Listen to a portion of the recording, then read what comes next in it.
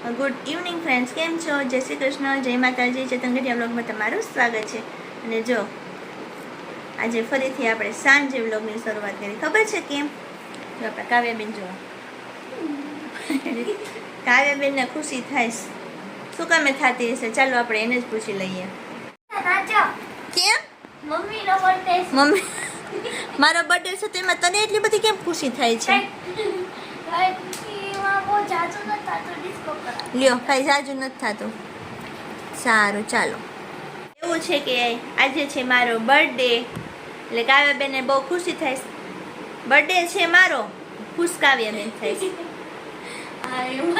કારણ કે એને સારું સારું જમવા મળે ને. કા કાવ્ય? જો એમાં એવું છે, મારો બર્થડે આવે પછી 4-5 દિવસ પછી કાવ્યનો બર્થડે આવે.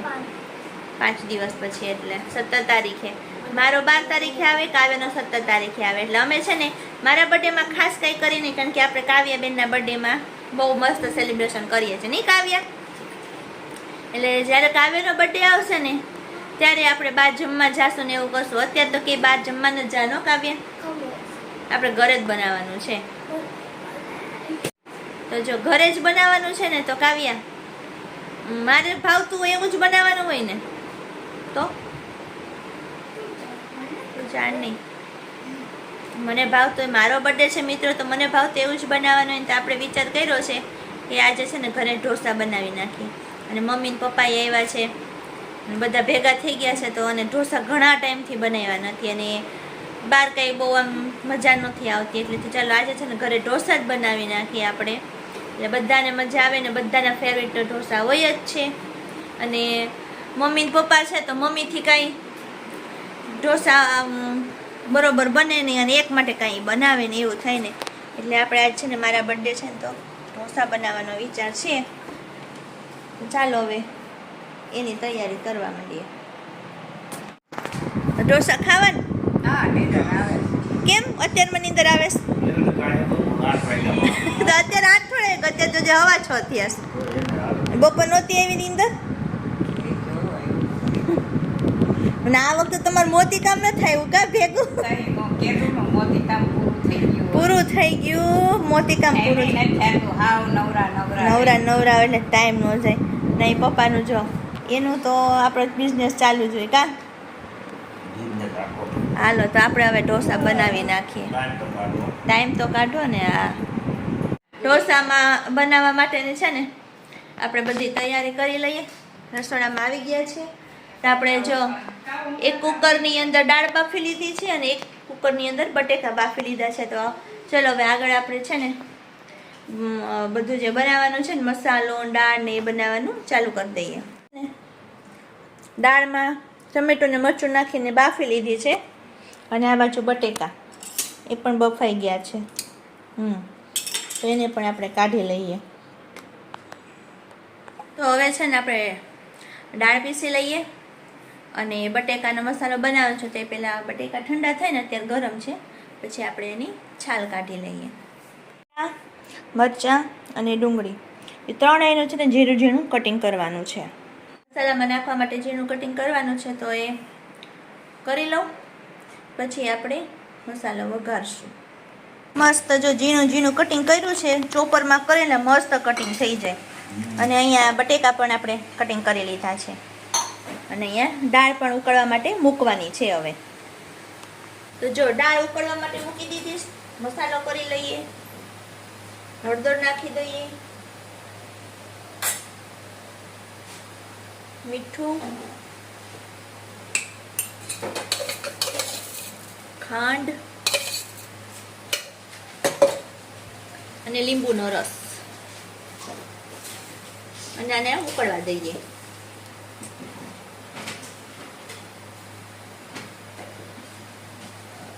જો આ દાળને ઉકળવા માટે રાખી દીધી છે.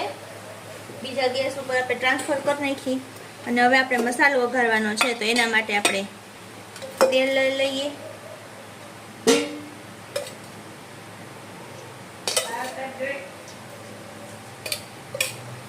નહીં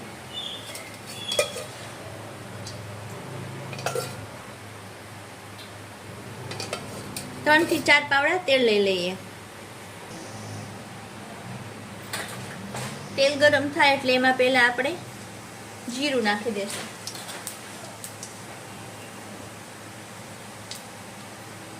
જીરું ફૂટે એટલે આપણે એની અંદર નાખશું હિંગ.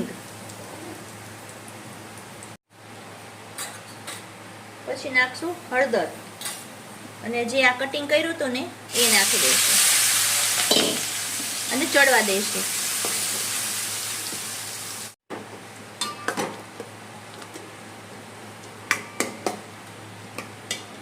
થોડીક વાર ચડવા દઈએ આને. જો આ મસ્ત ચડી ગયું છે, તેલ પણ છૂટું થઈ ગયું. હવે આ બટેકા નાખી દઈએ આપણે. અંદર બધા મસાલા કરી લઈએ. મીઠું,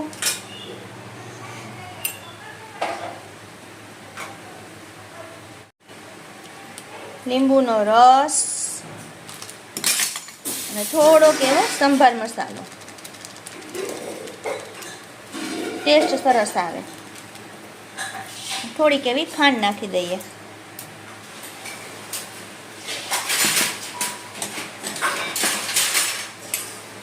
આ બધું આપણે છે ને ચૂંદી લઈએ એટલે એક રસ થઈ જાય.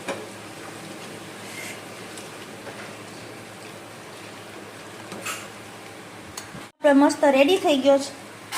છેલ્લે લીલા ધાણા, કેટલું મસ્ત લાગે છે. ચલો જો મસ્ત મસાલો રેડી થઈ ગયો છે. અહીંયા દાળ પણ ઉકળી ગઈ છે તો દાળનો પણ વઘાર કરી લઈએ. તેલ મૂકી દઈએ વઘાર કરવા માટે. વઘારિયામાં આપણે 1 પાવરું તેલ લઈ લઈએ.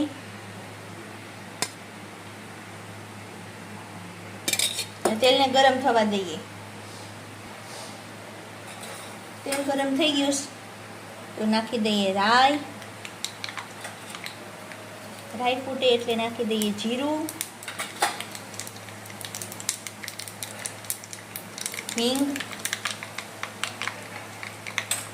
અને તજ લવિંગ બાદિયા નાખ્યા છે એ નાખી દઈએ. ગેસ કરી દઈએ બંધ એટલે શું બળી ન જાય વઘાર. તો ફૂટવા માંડ્યો છે. થોડીક લાલ મરચું, થોડોક ગરમ મસાલો અને થોડોક સાંભાર મસાલો. આ વઘાર જાસ્તે સીધો દાળમાં. મસ્ત સુગંધ આવી.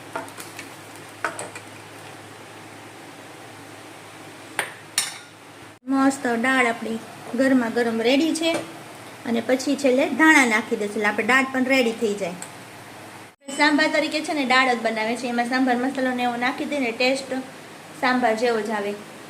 સાંભાર નથી બનાવતા કારણ કે એ ભાવતો નથી, આ દાળ જ ભાવે છે અમને, એટલે અમે આ બનાવીએ છીએ. ચાલો આ બધું રેડી થઈ ગયું.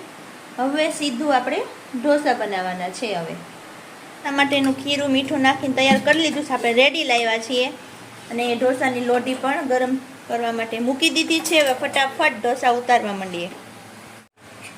ચાલો હવે આપણે ઢોસા પાડવાનું સ્ટાર્ટ કરી દઈએ. એ જો મિત્રો કેવો બને છે આપણો ઢોસો.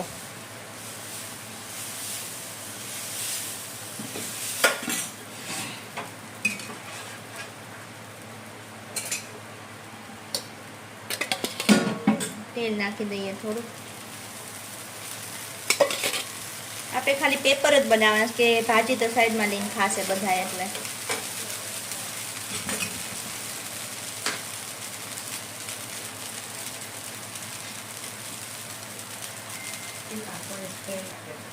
ચાલો હવે ઉઠલાવી લઈએ.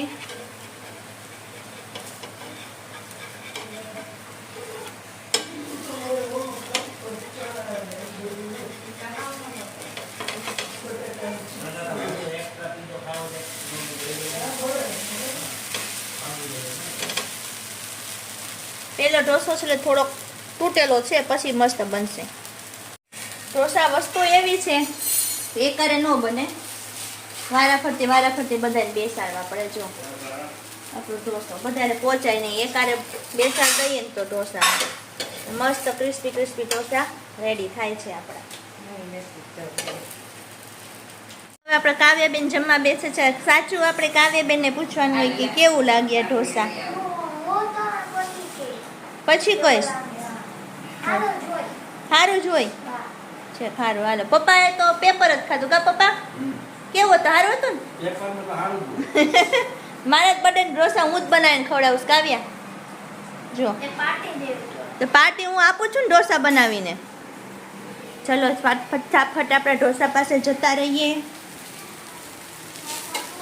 મસ્ત બની ગયો છે એકદમ ક્રિસ્પી ક્રિસ્પી. ચેતન કાવ્યા બધા જમવા માટે બેસી ગયા. કેવા બન્યા?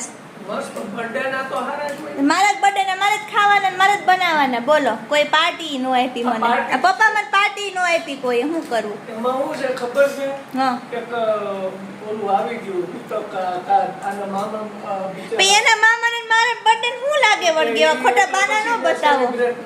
હવે રેવા દ્યો ને. પકા ભાઈ તમારે બાનું ચડાવી દીધું. જો આવું છે. બીજું હું આયલા કરે. ખાઈ લ્યો. કેવા છે? સરસ છે ને? સારું. તો જો ઢોસા ખાઈને બધાને બહુ મજા આવી ગઈ. બધાએ ધરાઈને ખાધા અને મેં તો બધાની છેલ્લે ખાધા. મજા આવી ગઈ બધાને ઢોસા ખાવાની. ચાલ આ સાથે આપણે આજનો વિડીયો પૂરો કરીએ. નેક્સ્ટ વિડીયોમાં પાછા મળશું. ત્યાં સુધી બધાને જય શ્રી કૃષ્ણ, જય માતાજી.